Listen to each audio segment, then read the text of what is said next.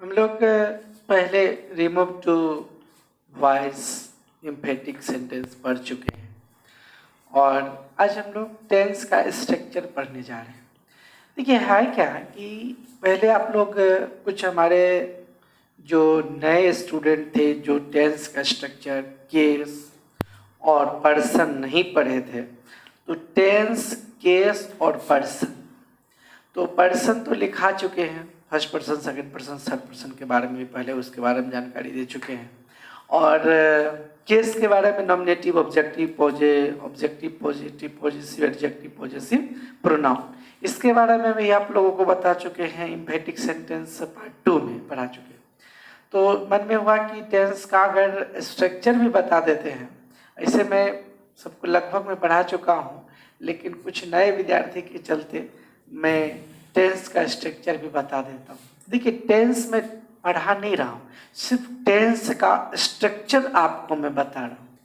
तो आइए, तो सबसे पहली बात है कि टेंस कहते किसको है, थोड़ा सा ये सब के बारे में हल्का। देखिए मतलब टेंस हम डीप से नहीं बता रहे हैं, सिर्फ स्ट्रक्चर बता रहे हैं। इसके बाद अगर देखेंगे जैसा समय मिलेगा वैसा हम लोग काम करेंगे। तो लेकिन अभी जो मैं टेंस का स्ट्रक्चर दे रहा हूँ, इनको आप कमांड कर लीजिएगा। टेंस का स्ट्रक्चर और केस और पर्सन, ये तीन चीज अगर आपके पास है तो आप ग्रामर के किसी भी चैप्टर को अच्छी तरह से समझ सकते हैं। तो आइए, टेंस कहते किसको है इसके बारे में जान लीजिए। Tense shows the time of an action and its degree of completeness। Tense क्या है? अगर कोई पूछ दे टेंस के बारे में कि टेंस हम लोग क्यों पढ़ते हैं, याद रखिएगा कि अगर आपके पास टेंस का स्ट्रक्चर मालूम है और अगर आपके पास टेंस का स्ट्रक्चर है या आपको मालूम है, तो ग्रामर के किसी भी चैप्टर को आप अच्छी तरह से समझ सकते हैं। तो क्वेश्चन पहले उठता है कि टेंस का महत्व क्या है, टेंस क्यों पढ़ते हैं। हम लोग जो काम करते हैं, कोई भी वर्क करते हैं, कोई भी वर्क अगर हम लोग करते हैं तो वो तीन ही टाइम में कर सकते हैं, या तो प्रेजेंट टाइम में, या तो पास्ट टाइम में, या तो फ्यूचर टाइम में। तो याद रखिएगा, अगर हम कोई कार्य करते हैं या तो प्रेजेंट टाइम में होगा, या पास्ट टाइम में, या फ्यूचर टाइम में, कैसे जानेंगे? उसी को जानने के लिए हम लोग टेंस पढ़ते हैं।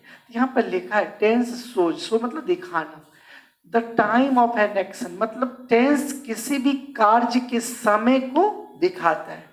और इट्स डिग्री, डिग्री का मतलब माप होता है। कंप्लीटनेस मतलब पूर्णता या अपूर्णता का माप। कहने का मतलब है कि कोई भी कार्य हम किस टाइम में कर रहे हैं, प्रेजेंट में कर रहे हैं कि पास्ट में कर रहे हैं कि फ्यूचर में कर रहे हैं, इन बातों को जानने के लिए टेंस पढ़ते। क्लियर हो गया? और दूसरी बात यह है कि मेरा कार्य कंप्लीट है या इनकम्प्लीट है। आपके मन में एक क्वेश्चन उठता है, कंप्लीट या इनकम्प्लीट। जैसे आप लोग कहते हैं रोहन रोट ए लेटर, या रोहन रोट अ लेटर, इसका मतलब है कि रोहन एक पत्र लिख लिया, मतलब वह कार्य पास्ट टाइम में हुआ।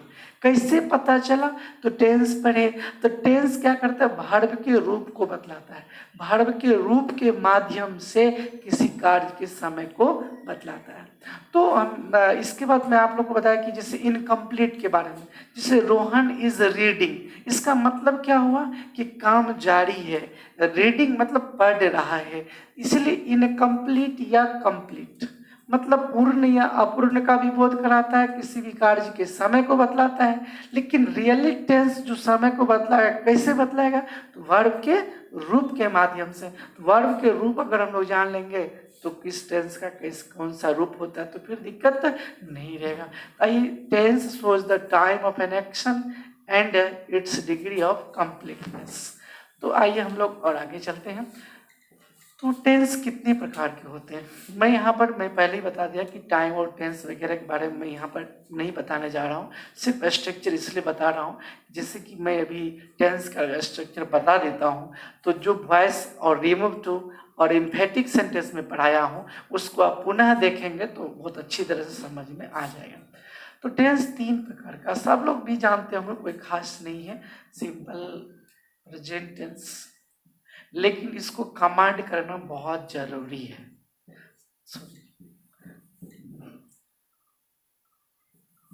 प्रेजेंट टेंस 3 तरह का, प्रेजेंट टेंस और पास्ट टेंस और फ्यूचर टेंस। 3 तरह का टेंस आप लोग भी पढ़े होंगे अच्छी तरह से। देखिए इसका भी 4 प्रकार होता है, ये भी 4 और ये भी 4। तो कहने का मतलब है कि टेंस 3 प्रकार के होते हैं, इसका भी 4 भेद, इसका भी 4 भेद, इसका भी 4 भेद। तो प्रेजेंट टेंस का हम लोग 4 भेद पढ़ेंगे। आइए यहाँ से मैं स्टार्ट करता हूँ। Kinds of present tenses. कोई पूछेगा कि अगर मन में आ जाए कि प्रेजेंट टेंस जनरली हम लोग क्यों पढ़ते हैं, जनरली लोग ऐसे क्वेश्चन मन में आ जाता है। तो कि प्रेजेंट टेंस जनरली, यहाँ जनरली शब्द का प्रयोग कर रहा हूँ। अगर आपको मैं टेंस पढ़ाऊंगा, यूसेज बताऊंगा, तो यूसेज में आपको मैं बताऊंगा कभी कभी प्रेजेंट टेंस फ्यूचर टाइम का भी बोध करा देता है, तो लेकिन यहाँ पर मैं जनरली की बात कर रहा हूँ। प्रेजेंट टेंस हम लोग प्रेजेंट टाइम का बोध कराते हैं, प्रेजेंट टाइम। और पास्ट टेंस जो हम लोग पढ़ते हैं, पास्ट टेंस अगर हम लोग पढ़ते हैं तो क्या चीज की जानकारी होती है, जनरली पास्ट टाइम। और फ्यूचर टेंस अगर हम लोग पढ़ेंगे तो फ्यूचर टेंस अगर पढ़ते हैं तो जनरली हम लोग फ्यूचर टाइम की जानकारी के लिए पढ़ते हैं, ठीक है। तो हम लोग जो प्रेजेंट टेंस के बारे में अभी जानेंगे, पास्ट टेंस के बारे में जानेंगे, फ्यूचर टेंस के स्ट्रक्चर के बारे में अभी हम लोग जानेंगे। आइए, काइंड्स ऑफ प्रेजेंट टेंसेज।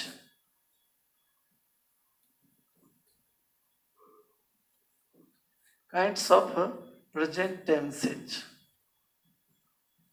पहला याद रखिएगा, इसका जो है ना, इसका 2 नाम होता है। Generally simple present tense, simple present tense, दूसरा प्रेजेंट इंडेफिनिट टेंस,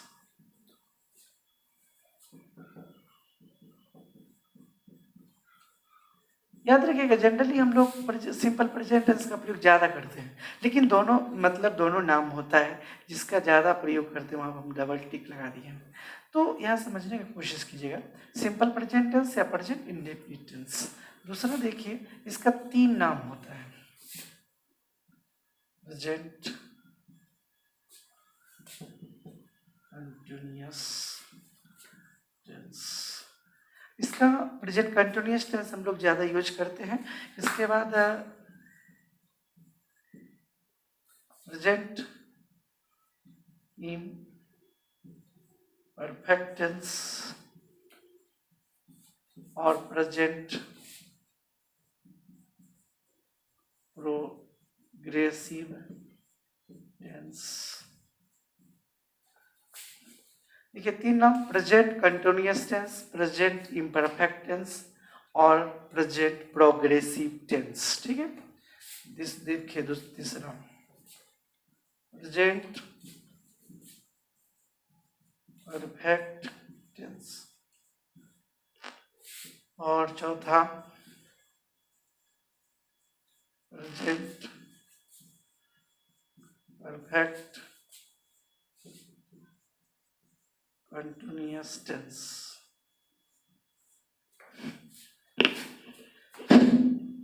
यहाँ पर देखिए, simple present tense, present indefinite tense, present continuous tense, present imperfect tense, present progressive tense. इसका 3 नाम, इसका एक ही नाम, present perfect tense. Present perfect continuous tense को आप प्रेजेंट परफेक्ट प्रोग्रेसिव टेंस भी बना सकते हैं। प्रेजेंट परफेक्ट कंटिन्यूअस टेंस को आप प्रेजेंट परफेक्ट प्रोग्रेसिव टेंस भी कह सकते हैं। तो क्लियर हो गया। एक बात मैं आपको जानकारी देना चाहूँगा, अगर आप इसको याद कर लेते हैं तो पास्ट का भी आपको याद हो जाएगा और फ्यूचर का भी आपको याद हो जाएगा। कहने का मतलब सिंपल प्रेजेंट टेंस, आप अगर पास्ट की बात करेंगे तो सिंपल पास्ट टेंस, अगर प्रेजेंट की बात कर रहे हैं प्रेजेंट इंडेफिनिट टेंस, तो अगर यहाँ पर पास्ट लगा देंगे तो past indefinite tense. Present continuous tense, अगर प्रेजेंट कंटिन्यूअस है पास्ट की बात करेंगे तो past continuous tense. Present imperfect tense, अगर पास्ट की बात करेंगे तो पास्ट इम्परफेक्ट टेंस। अगर प्रेजेंट प्रोग्रेसिव टेंस की बात कर रहे हैं, अगर पास्ट की बात करेंगे तो past progressive tense.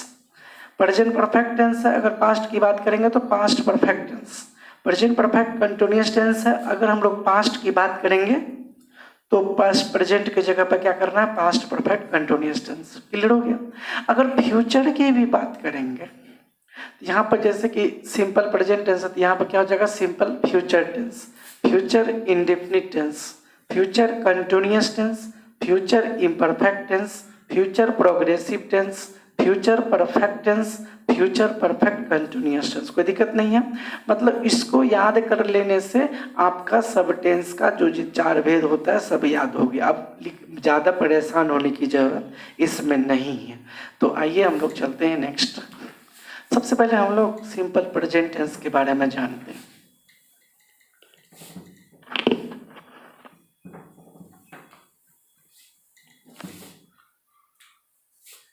Simple present tense के जो बारे में जानेंगे तो इस तरह से कैसे क्या सब कुछ इसका जानेंगे। सिंपल प्रेजेंट टेंस देखिए, तो सबसे पहली बात है कि जो पहचान हम लोग जो यहाँ पर बात करते हैं इसका पहचान।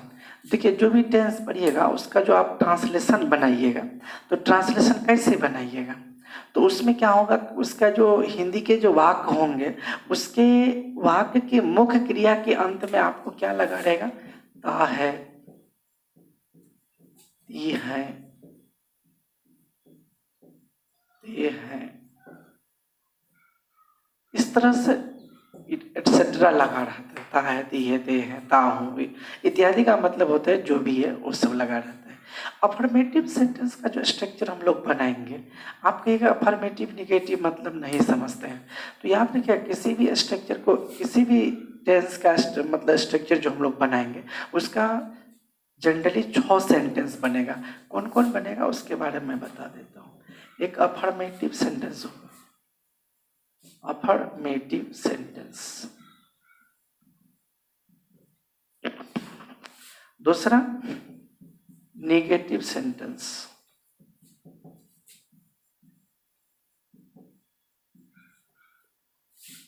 तीसरा यस नो क्वेश्चन। देखिए yes no question interrogative sentence का ही भेद होता है, इसलिए यहां पर मैं यस नो क्वेश्चन। और चौथा यस नो नेगेटिव क्वेश्चन। और पांचवा WH क्वेश्चन। और छठा WH नेगेटिव क्वेश्चन।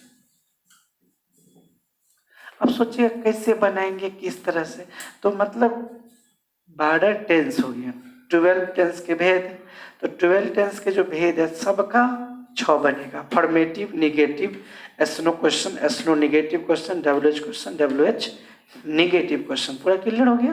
तो आइए हम लोग जो चलते हैं सिंपल प्रेजेंट टेंस का अफर्मेटिव सेंटेंस के बारे में। इसको याद कर लीजिएगा कि जो 6 सेंटेंस है ये कैसे कैसे, पहले अफर्मेटिव तब निगेटिव, इसके बाद एस नो क्वेश्चन, इसके बाद yes no negative question, WH question, WH negative question. तो आइए अब शॉर्ट में मैं लिख देता हूँ यहाँ अफर्मेटिव का। Subject plus V1/V5 plus object plus other word. Subject plus V1/V5 plus object plus other word. आपके मन में क्वेश्चन होता होगा अफर्मेटिव कहते किसको है। याद रखिएगा कि सकारात्मक वाक्य होते हैं, जिसमें स्वीकारात्मक अगर कहें तो जिसमें स्वीकार किया जाता है, जिसमें निगेटिव का भाव नहीं होता है। ठीक है, तो ज़्यादा भारी नहीं है, मतलब ज़्यादा डिफिकल्ट नहीं है, बहुत इजी है, ऐसे जनरल वे में इसको समझ सकते हैं। तो इसका स्ट्रक्चर जो होता है क्या होता है, subject plus V1/V5 plus object plus other word. यहाँ पर एक बात मैं आपको बताना चाहूँगा, सबसे पहले V1 और V5 कहाँ होता है, तो इसको क्लियर कर लीजिए। सेकेंड पर्सन, थर्ड पर्सन, यह सिंगुलर है और यह प्लूरल है। I के साथ V1, V के साथ V1, U के साथ V1, U के साथ V1, he, she, it, name के साथ V5, he, she, it, name के साथ V5, they, names के साथ V1। फिर से देख लीजिए, first person, second person, third person, singular plural, I, we, you, he, she, it, name, they, names. Clear हो गए। अब देखिए, आई के साथ V1, वी के साथ V1, यू के साथ V1, यू के साथ V1, he, she, it, name के साथ V5, दे, नेम्स के साथ V1। क्लियर हो गया, कोई प्रॉब्लम नहीं। कहाँ पर V1, आप आपके मन में क्वेश्चन होता होगा, यहाँ पर V5 लगा दिए, इधर V1 लगा दिए। थोड़ा सा यहाँ मैं जानकारी दे देता हूँ, अगर पहले से पढ़े होंगे तो जितने भी वर्ब के रूप होते हैं, जितने भी वर्ब के रूप होते हैं सभी प्लूरल होते हैं। जितने भी वर्ब के रूप होते हैं सभी प्लूरल होते हैं। वर्ब का पहला फर्स्ट फॉर्म, किसी भी वर्ब का जो फर्स्ट फॉर्म होता है प्लूरल होता है, जैसे गो। क्लियर हो गया। अगर आप V5 की बात अगर करेंगे तो V5 जब भी होगा तो सिंगुलर होगा। V5 में जैसे कि उस यहाँ पर गोज होगी। बढ़िया समझिएगा, जितने भी वर्ब्स होते हैं, वर्ब्स का फर्स्ट फॉर्म जो होता है वह प्लूरल होता है, और वर्ब्स का फिफ्थ फॉर्म जो होता है मतलब V5 जो होता है वो हमेशा सिंगुलर होता है। अगर ये पहले से पढ़े हैं तो ठीक है, नहीं पढ़े हैं तो अभी जान लीजिए। तो देख लीजिए, V1 जो होता है, अब V1 तो प्लूरल है, तो इस प्लूरल में सब के साथ क्या लगेगा, V1 लगेगा, कोई दिक्कत नहीं है। अब V5 यहाँ से लेके यहाँ तक सिंगुलर में V5 लगना चाहिए, लेकिन यह दोनों जो है, यह दोनों एक्सेप्शन होता है। ठीक है, दोनों एक्सेप्शन होता है, इसलिए यहाँ पर इन दोनों के साथ V1 लगता है और ही, सी, इट, नेम के साथ V5 का प्रयोग किया जाता है। यह थर्ड पर्सन, यही नियम के अनुसार चलता है। यह दोनों एक्सेप्शन है और इनके साथ जब भी होगा तो V1 होगा। क्लियर हो गया। आइए अब समझते हैं।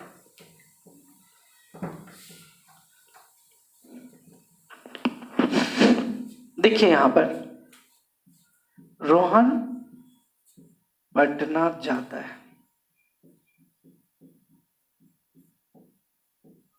आपके मन में यह होगा कि हम तो यहाँ पर जानते नहीं है सब्जेक्ट वगैरह बनाने के लिए। यहाँ रोहन सब्जेक्ट हो गया, पटना अदर वर्ड हो गया, और जाता MB हो गया, और हाय HB हो गया। ये क्लियर हो गया। देखिए यह सब बात थोड़ा सा जानकारी रखना पड़ेगा, अगर आप इसको नहीं जानते हैं तो प्रॉब्लम होगा। जैसे कि सब्जेक्ट किसको कहते हैं, अगर आपके मन में होगा कि सब्जेक्ट किसको कहते हैं, जो वाक्य में काम करता है उसको सब्जेक्ट कहते हैं। इसके बारे में मैं बताऊंगा आगे नेक्स्ट वीडियो में।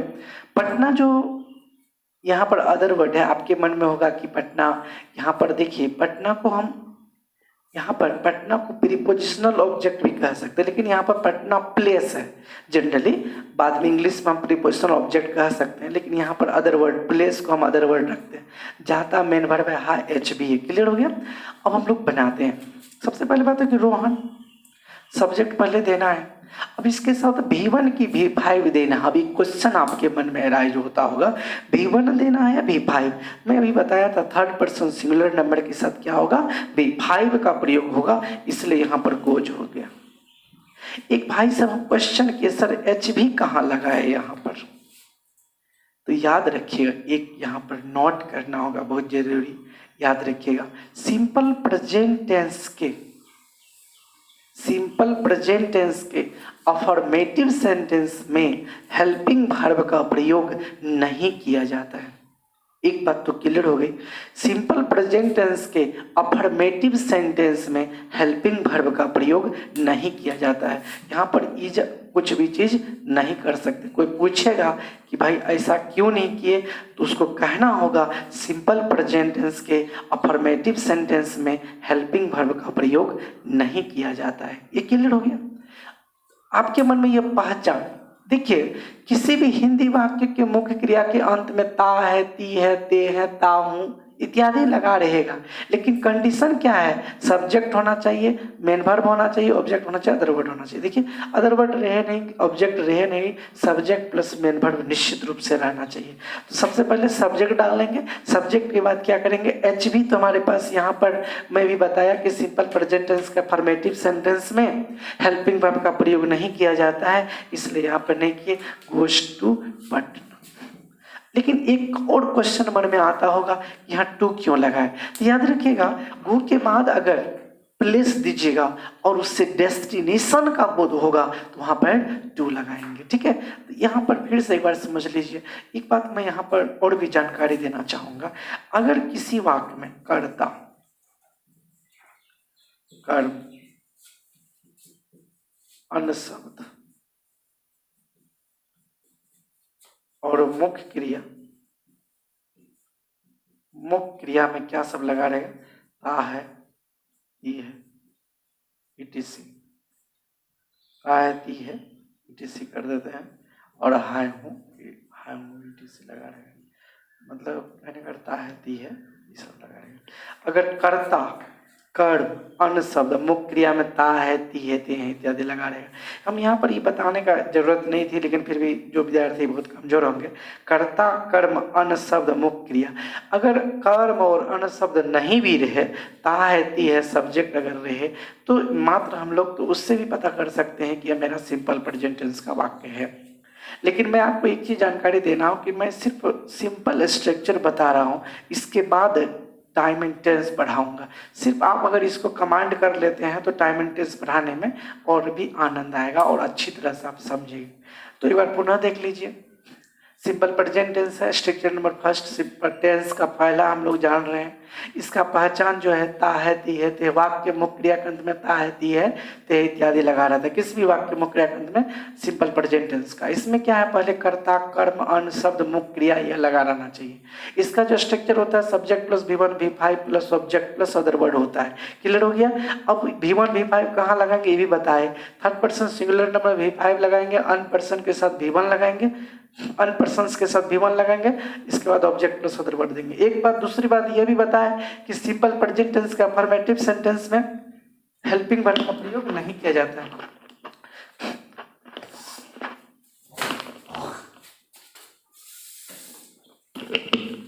तो हम लोग जो है यहाँ पर देखें कि सिंपल प्रेजेंट टेंस के अफर्मेटिव सेंटेंस में हेल्पिंग वर्ब का प्रयोग नहीं किया जाता है। तो आइए अब देखते हैं, निगेटिव बनाते हैं।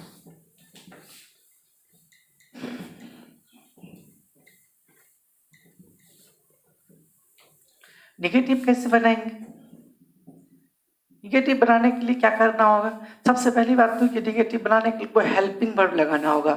आप तो जानते हैं कि सिंपल प्रेजेंट टेंस का अफर्मेटिव सेंटेंस में हेल्पिंग वर्ब का प्रयोग नहीं किया जाता है। इसमें हेल्पिंग वर्ब में डू ऑब्लिक डज, और इसके बाद नॉट, इसके बाद V1, इसके बाद ऑब्जेक्ट और अदर वर्ड, कोई दिक्कत नहीं है। Subject plus do oblique does plus not plus V1 plus. एक खासियत है कि डू डज के बाद जब भी होता है तो V1 होता है, V5 नहीं होता है। यहाँ पर एक बात मैं आपको और बताना चाहूंगा, ये जो डू डज देख रहे हैं ये सिर्फ HB है, इसका रियल कोई मीनिंग नहीं है। ये सिर्फ डू डज जो है सिंपल प्रेजेंट टेंस का निगेटिव सेंटेंस बनाने के लिए किया गया है, सिर्फ निगेटिव सेंटेंस। अगर डू मतलब करना होता है, बचपन में पढ़े होंगे, अगर यहाँ पर आप डू का मतलब करना लगाएंगे तो ये मीनिंग गलत हो जाएगा। इसलिए डू डज का यहाँ पर मीनिंगलेस है, सिर्फ ये इंडिकेट करता है कि ये डू डज आपका सिंपल प्रेजेंट टेंस का निगेटिव या इंट्रोगेटिव बना रहे हैं, आप इसलिए इनका प्रयोग किए। इसका मीनिंग यहाँ पर नहीं खोजिएगा, ये सिर्फ आपको इंडिकेट करता है कि सिंपल प्रेजेंट टेंस का यह यह निगेटिव सेंटेंस है। आपके मन में यह भी क्वेश्चन उठता होगा कि कहाँ पर डू डज, कहाँ पर डू, कहाँ पर डज, कहाँ पर क्या लगेगा, उसके बारे में मैं आपको जानकारी देता हूँ।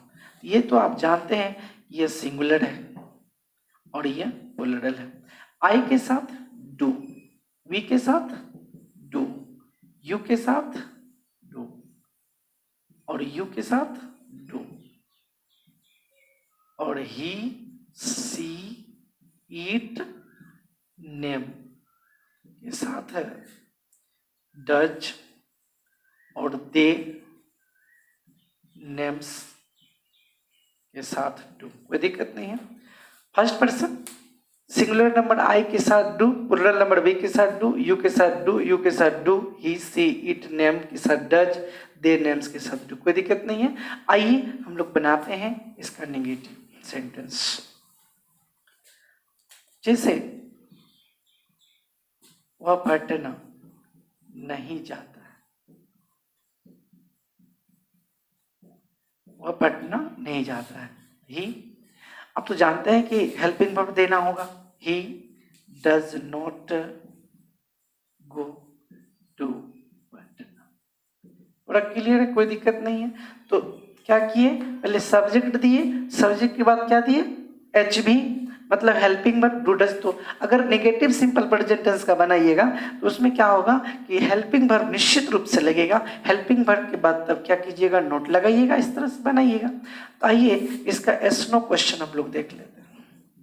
एस नो क्वेश्चन कैसे बनाएंगे, हम यहाँ पर शॉर्ट लिखते हैं जो आप लोग समझ लीजिएगा।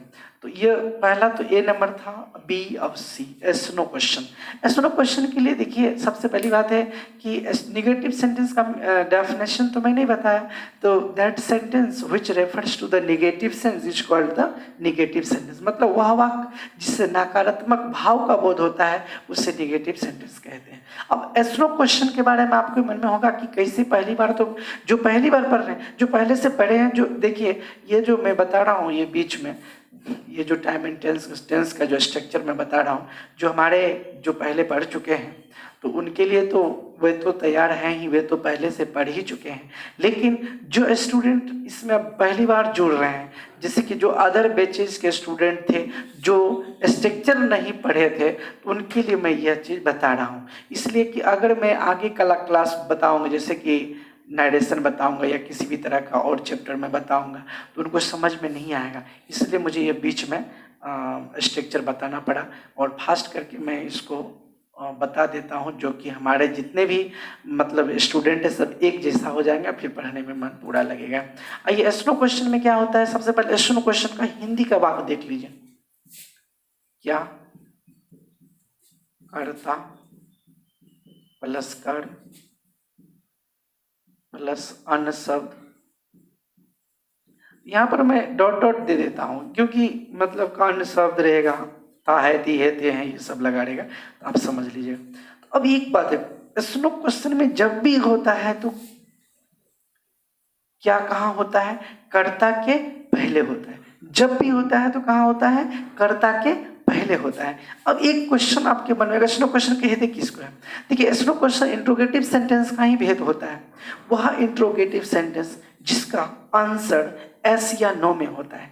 कभी आपके पापा आपको कहते हैं क्या तुम पढ़ते हो, तो आप इधर से जवाब देते हैं यस, सिर्फ यस बोलते हैं तो क्लियर हो जाता है, कोई दिक्कत नहीं होता है।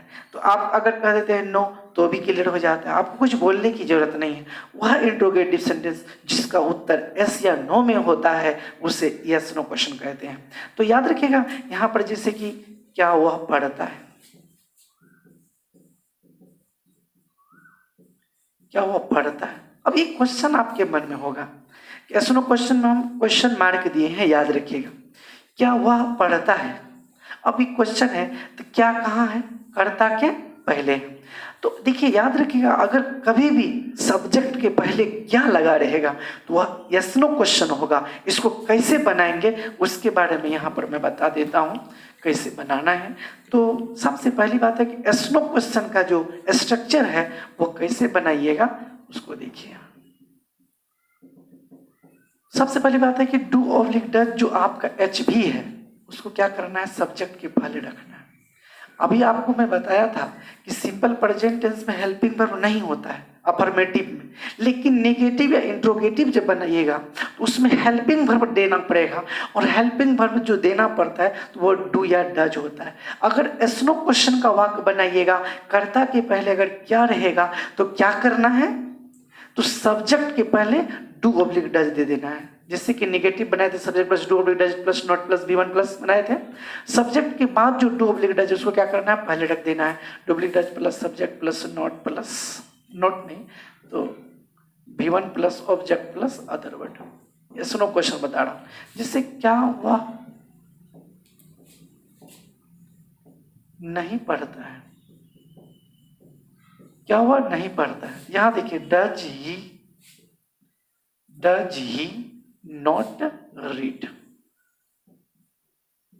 फिर से देख लीजिए, क्या वह नहीं पढ़ता है। एस्नो क्वेश्चन का जो स्ट्रक्चर है कैसे है, पहले सबसे पहले एच भी रखा जाता है, do oblique does plus subject plus V1 plus. कैसे जानेंगे कि यह एस्नो क्वेश्चन है, जब भी सब्जेक्ट के पहले क्या लगा रहेगा तो निश्चित रूप से जान लेंगे यह एस्नो क्वेश्चन है। एस्नो क्वेश्चन का स्ट्रक्चर क्या करेंगे, तो हेल्पिंग वर्ब जो मेरे पास था डू ऑब्लिक डज उसको सब्जेक्ट के पहले रख देंगे, इसके बाद V1 plus subject plus other word कर देंगे, और क्या देख लेंगे क्या वह नहीं पढ़ता है। एक बात यहाँ पर एक लड़का पूछा यहाँ पर डज क्यों लगाए, यहाँ अभी बताया था इसके पहले तुरंत थर्ड पर्सन सिंगुलर नंबर है, उसके पहले उसके साथ क्या लगता है, डज लगता है, यहाँ इसलिए डज लगाए, डज ही नॉट रीड। एक और देख लीजिए एस्नो नेगेटिव क्वेश्चन, इसलिए मैं आपको एस्नो नेगेटिव क्वेश्चन तक बता देता हूं, इसके बाद डब्ल्यूएच क्वेश्चन कल बताऊंगा। Snow negative question, snow negative question, ये जो मैं बताता हूं तो एस्नो नेगेटिव क्वेश्चन वही होगा। इसमें होगा क्या, इसमें मतलब करता, सिर्फ जो है ना यहाँ पर नहीं लगा रहेगा, इसमें नहीं लगा रहेगा। एस नो तो क्वेश्चन तो जान ही गए जिसका उत्तर एस या नो में होता है। एस्नो नेगेटिव क्वेश्चन में क्या है, नॉट लगा रहता है, जिससे आप देखिए इसका स्ट्रक्चर पहले कैसे बनाइएगा, सब कुछ वही रहेगा, जिससे कि do oblique does plus subject, यहाँ पर नॉट लगा दीजिएगा, subject plus not plus V1 plus object plus other word. हमारे भाई से भाई बहन पूछ सकते हैं क्वेश्चन कि सर हम नॉट को इधर रख सकते हैं, क्यों नहीं रख सकते हैं। अगर आप इधर रखिएगा तो शॉर्ट फॉर्म में आपको देना होगा। जनरली हम लोग स्पोकन में या रिटन में भी आजकल लोग जनरली यूज करते हैं, कोई दिक्कत नहीं है, लेकिन स्पोकन में ज़्यादा लोग यूज करते हैं डोंट या doesn't plus subject plus not plus V1 plus object plus other word. देखिए इसमें क्या, एस्नो क्वेश्चन में क्या था, क्या करता के पहले था। एस्नो नेगेटिव क्वेश्चन में क्या हुआ, उसमें तो सब कुछ वही रहेगा, इसमें नोट लगा रहेगा, जिससे देखिए क्या हुआ नहीं पढ़ता है, क्या हुआ नहीं पढ़ता है, तो क्या वह नहीं पढ़ता है। अब क्वेश्चन है क्या वह नहीं पढ़ता है, यहाँ पर जो क्या देख रहे हैं ये कर्ता के पहले निश्चित। अब कैसे बनाएंगे, does he not read, does he not read. तो एक बार पुनः देख लीजिए, तो मैं अभी बताया अफर्मेटिव सेंटेंस का subject plus do oblique does plus subject plus V1 oblique V5 plus object plus other word, बिल्कुल उसका वो एग्जाम्पल दिया। इसके बाद निगेटिव सेंटेंस के बारे में बताया, subject plus do oblique does plus not plus V1 plus object plus other word, वो भी उसका भी एग्जाम्पल दिया। अब हम लोग एस्नो क्वेश्चन पढ़ाए, चौथा, ये तीसरा था और ये चौथा था, 6 बनाएंगे। जिससे do oblique does plus subject plus V1 oblique object plus other word, जिससे क्या वह नहीं पढ़ता है, तो डज ही नॉट रीड। अगर एस्नो नेगेटिव क्वेश्चन बनाएंगे तो इसमें क्या हो, कहाँ होगा, कर्ता के पहले होगा। तो याद रखिएगा जब भी कर्ता के पहले होगा तो एस्नो क्वेश्चन होगा। इसमें क्या करेंगे, हेल्पिंग वर्ब बाहर रखेंगे। डू डज क्या है, helping verb, do oblique does plus subject plus not plus V1 plus object other word. ये अगर इसको दूसरे शब्द में कहना चाहेंगे तो डोंट या doesn't plus subject plus not plus V1 plus object plus other word और डज ही नॉट रीड। इसका देखिए मतलब बनाए कि क्या वह नहीं पढ़ता है, डज। देखिए यहाँ पर जो क्या वह नहीं पढ़ता, यहाँ पर एस्नो क्वेश्चन का जिसमें नहीं दे दिए थे हम, यहाँ पर नहीं देने की जरूरत नहीं है, क्या वह पढ़ता है, डज ही रीड। अगर एस्नो नेगेटिव क्वेश्चन रहता तो उसमें ऐसा लगता, दूसरा देखिए एस्ट्रोनेगेटिव क्वेश्चन में क्या और करता और नहीं, तो डज ही, देखिए डज या मतलब यहाँ पर जो हम लोग चर्चा किए थे नोट लगाएंगे सब्जेक्ट के बाद, या दूसरे शब्द में अगर कहेंगे यहाँ पर नोट का प्रयोग हम लोग नहीं करेंगे, ठीक है। तो जैसे यहाँ अगर नोट लगा ही दिए तो वहाँ नोट लगाने की क्या जरूरत है। डोंट या doesn't plus subject plus V1 plus object plus other word, क्या वह नहीं पढ़ता है, तो डज ही नॉट रीड। तो अगर आप इसको दूसरा मेथड से बनाएंगे, अगर इसको दूसरा मेथड से बनाना चाहते हैं तो डजंट ही रीड। क्लियर हो गया। तो फिर से एक बार देख लीजिए, एस्ट्रो क्वेश्चन में क्या है, do does plus subject plus V1, यहाँ पर मैं नोट लगा दिया था, यहाँ पर नोट लगाने की जरूरत नहीं है। एस्ट्रो क्वेश्चन अगर रहेगा तो उसमें नोट नहीं लगेगा, क्या वो पढ़ता है, तो does he read. Astro negative question की अगर बात करें तो क्या करता, इसमें नहीं लगा रहेगा। Do does plus subject plus not plus V1 plus object plus other word, ये अगर इसका दूसरा मेथड बनाएंगे डोंट या doesn't plus subject plus V1 object plus other word, क्या वह नहीं पढ़ता, तो डज ही नॉट रीड। दूसरे शब्द में डजंट ही रीड, आज ही तरह